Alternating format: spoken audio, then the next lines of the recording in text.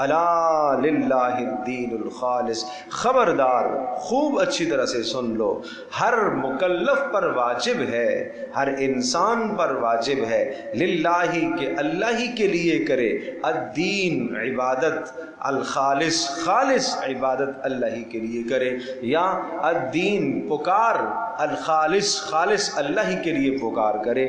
معنی یہ ہوا کہ تم دنیا میں کسی بھی چیز میں امیزش، ملاوٹ نہیں چاہتے ہو نا، اپنی کسی شے میں جب آپ تم چیز خریدتے ہو، ہاں بھائی اس میں کوئی ملاوٹ تو نہیں ہے، خالص ہے نا جی، جی جی خالص ہے، جی خالص ہے، خالص ہے۔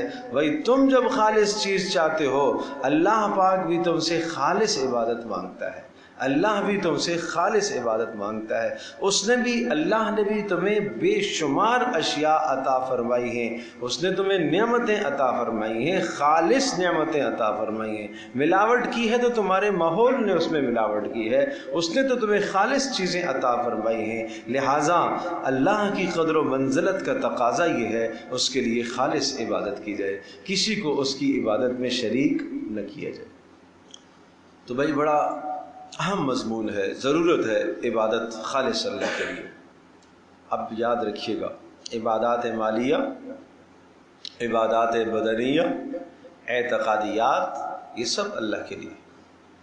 ان صلاتی و نسکی و محیای و مماتی للہ رب العالمین، چار باتیں یہ ذہن نشین کر لیں، سارا دین خالص اللہ کے لیے ہو جائے۔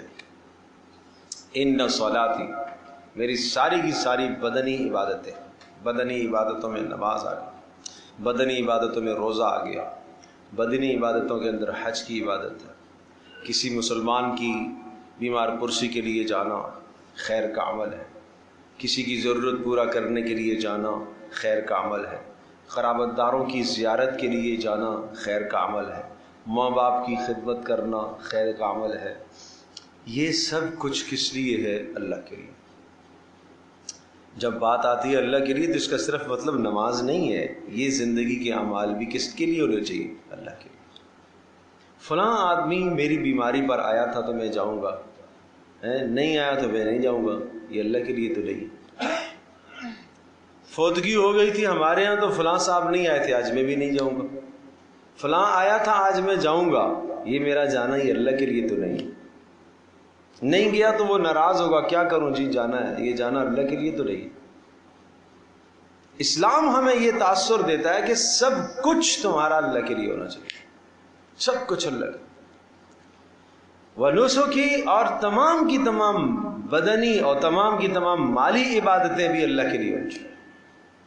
تمہارا عطا دینا اور تمہارا نہ دینا، من احب للہ وابغض للہ واعطى للہ ومنع للہ، جس نے دیا اللہ کے لیے، محبت رکھی اللہ کے لیے، بغض رکھا اللہ کے لیے، عطا کیا اللہ کے لیے، نہ دیا اللہ کے لیے، فقد استکمل الایمان، اس کا ایمان مکمل ہو گیا۔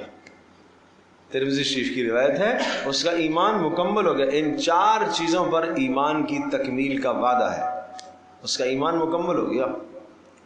اپنی زندگی کا احتساب کیجئے کہ ہمارا لین دین روزانہ دوسروں کو دینا، عطا کرنا، دینے سے مراد محبت دینا، دینے سے مراد توجہ دینا، دینے سے مراد مال دینا، دینے سے مراد آپ کا وہاں تعلق کا اظہار کرنا، یہ سب دینا ہے۔ یہ کس لیے؟ دنیا کے اغراض کے لیے۔ آج دنیاوی اغراض کے لیے ہے، دنیاوی چیزوں کے لیے ہے، یہ سب اللہ کے لیے ہوگا۔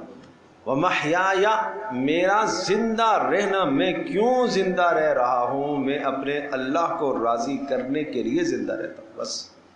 اللہ اکبر، یہ جذبات اندر آ جائے، میرا زندہ رہنا صرف اللہ کے لیے۔ وَمَمَاتِي، اور جب میری موت بھی آئے تو وہ بھی اللہ پاک کی رضا کے لیے میری موت آئے، میں مروں بھی اس طرح سے کہ میرا اللہ مجھ سے راضی ہو۔ یہ سورہ زمر یہ پیغام سناتی ہے آپ کو، یہ سورہ زمر کا خاص مضمون اور خاص پیغام ہے۔ چلو آئیے ہم اپنی زندگی کا احتساب کرتے ہیں اور آج سے ہم اس سورہ زمر کے مضامین اپنے اندر لانے کی کوشش کریں اور زندگی کے اپنے ہر معاملے کو خالص اللہ کی رضا کے لیے کریں۔ ہر عمل کرنے سے پہلے سوچو، یہ عمل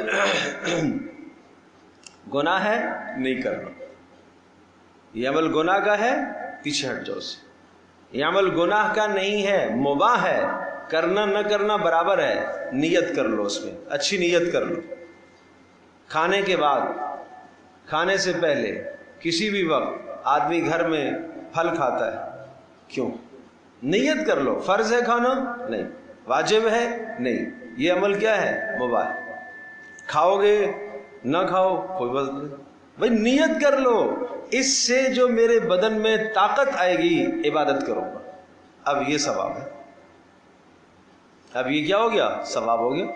آپ بازار جاتے ہیں خریداری کے لیے، آپ نیت کر کے جاؤ، اس لیے جا رہا ہوں کہ اللہ تبارک و تعالیٰ نے میرے ذمے میرے گھر والوں کے حقوق عائد فرمائے ہیں، اس لیے کر رہا ہوں۔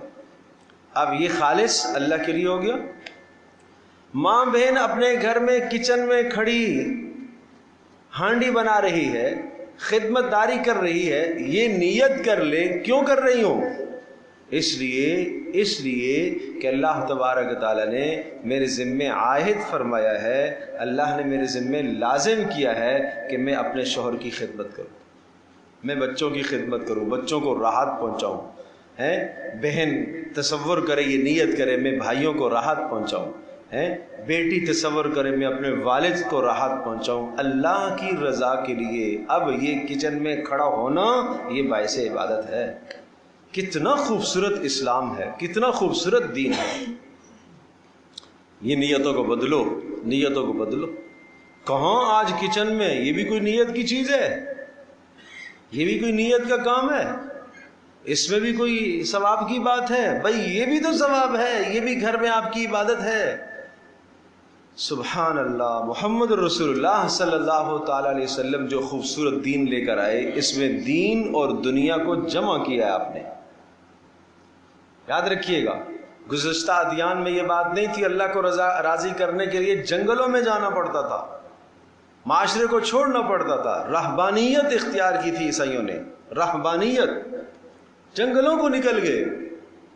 اسلام میں ایسا نہیں، آپ نے دین اور دنیا کو جوڑا، جمع فرمایا۔ کیسے؟ دو صرف مثالیں عرض کرتا ہوں، اس میں سینکڑوں مثالیں، میں دو مثالیں عرض کرتا ہوں۔